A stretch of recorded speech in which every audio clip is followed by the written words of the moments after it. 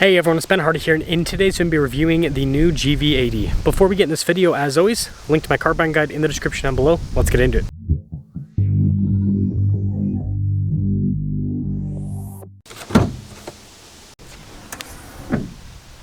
Under the hood, we have a twin-turbo 3.5-liter V6 that goes through an 8-speed automatic transmission. Fuel economy 16 around town and then 22 on the highway, with power outputs being 375 horsepower and then 391 pound-feet of torque.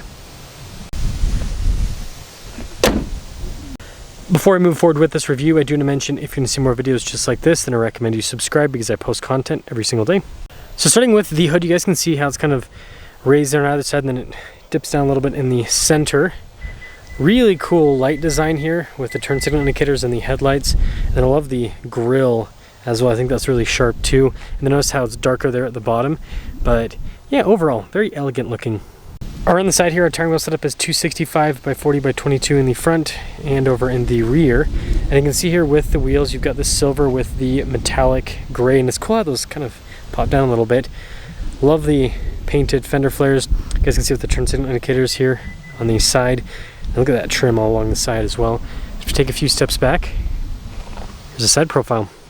And then this leads us to the key fob. We've got the Genesis logo here. We have our lock and unlock function, the opening here for the trunk. You can see the self-park feature with the remote start as well, and we'll pop it open. Popping into the cargo area, you can see we've got a cargo cover built in from the factory. 12 volt here. We've got the tabs to fold down the seats. And yeah, overall storage space back here is actually pretty darn solid, if you ask me. When you're all done, just press this button up top and that will lower the hatch right back down. Really cool taillight design. You guys can see the four-wheel drive 3.5T there, and then here's what the lights look like on. But yeah, overall the design on this, it is beautiful. And this leads us inside where the interior is really nice as well. So this is actually a little sunshade setup. But yeah, really nice trim throughout, as you can see. And then you can see with the controls and everything there for the window and the sunshade. Here are the seats. Pretty cool design down the center. You can see the adjustments there on the side.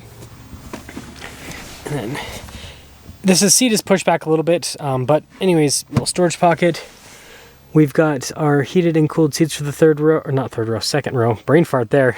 Our own climate zone. And then this is to adjust the front seat here from the back. And then we do have a sunroof here in the rear. We also have these little mirrors as well, which is kind of interesting. And then headroom back here is actually pretty good overall. And this leads us up front. So again, you can see here with all of the nice trim and down below. And this is cool with the stitching that goes across. All of our window controls here. Got our memory seat function. Power folding mirror function as well. Blind spot warning with the mirrors. Then here's the front seat. Really nice trim down the center. All of our adjustments here on the side. The seats do have massage function too. And this is nice. All the trim here. Then we also have like our hill descent control there. Steering wheel is power adjustable.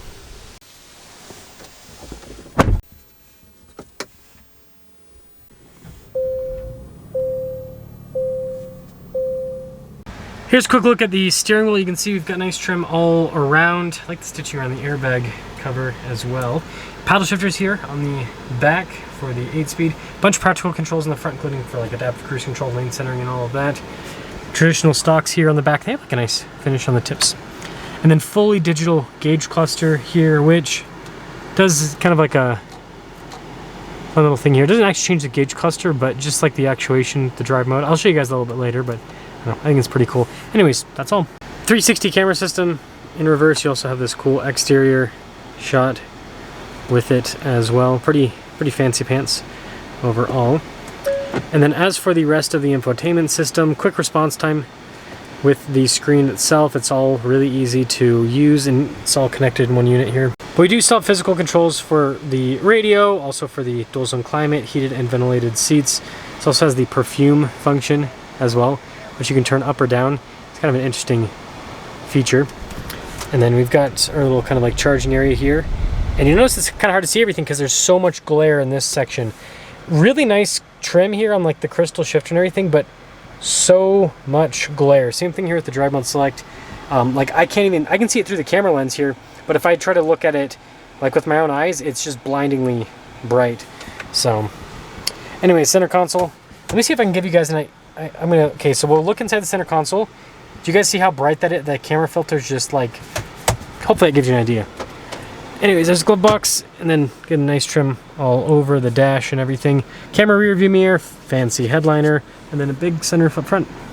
So just a quick look at the window sticker. You guys can see 2025 GV80 3.5T Prestige. Anyways, well, shoot. Total MSRP, kind of see that, 81,300. Let's see how it performs.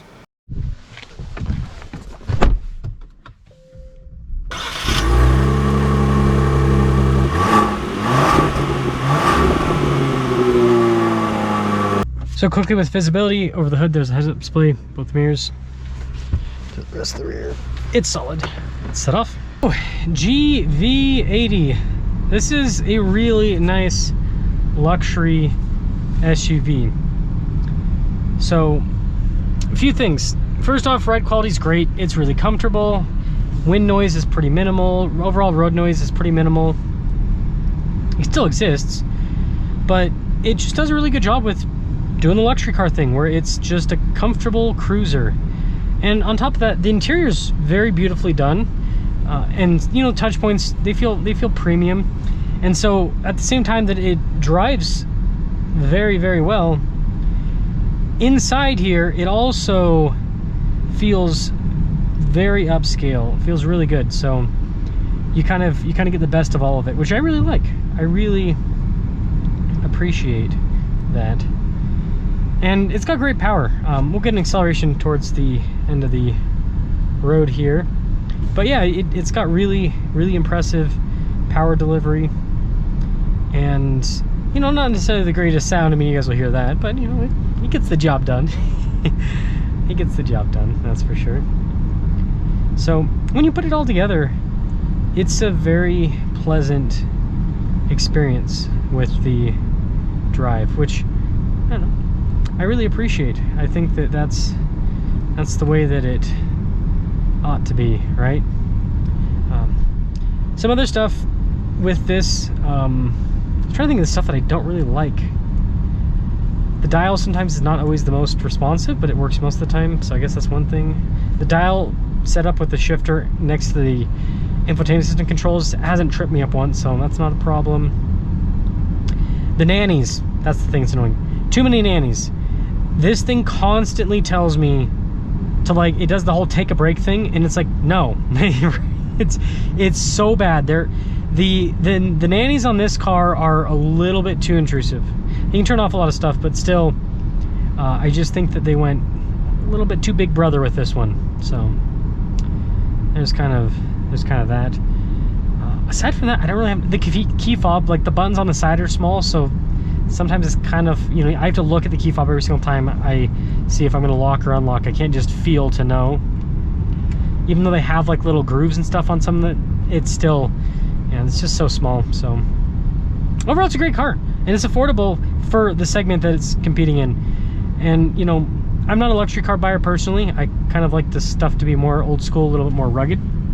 But if I was going to buy a luxury car, I mean, this is definitely going to be high up on the list because of the value this provides, right? The luxury per dollar with this is very, very appealing. It's very strong.